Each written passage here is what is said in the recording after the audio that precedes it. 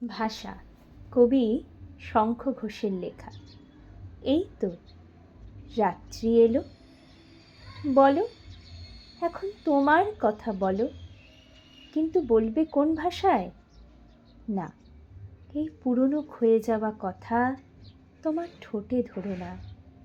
সেই তোমার ঠোঁটে যাকে দেখেছিলুম মলিন মেঘের মতো ঝিমিয়ে থাকতে কিংবা উতলে উঠতে ঝড়ো রাতে পদ্মার মত্ত ভালোবাসায়।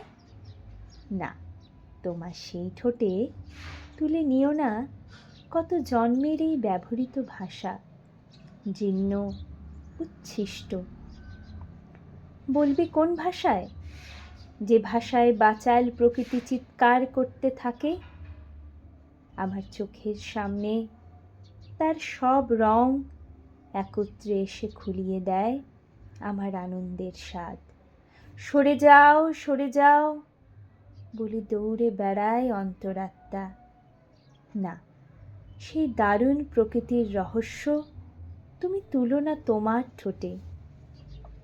এই পৃথিবী না থাকলে থাকতো শুধু অন্ধকার, কিছুই থাকতো না। এই সৌরলোক না থাকলে কিন্তু কোথায় থাকতো? সে না থাকা কোন পাত্রে? অন্তহীন এই নাস্তি যখন হাঁ হাঁ করে এগিয়ে আসে, চোখের ওপর দুলে ওঠে রক্ত, তখন তুমি কথা বলো মহাশূন্যে অন্ধকারের ফুটে ওঠার মতন। সেই তোমার ভাষা হোক প্রথম আবির্ভাবের মতো, সূচি কুমারী, শষ্পের মতো গহন গম্ভীর। এই তো রাত্রি হলো, বলো এখন তুমি কথা বলো।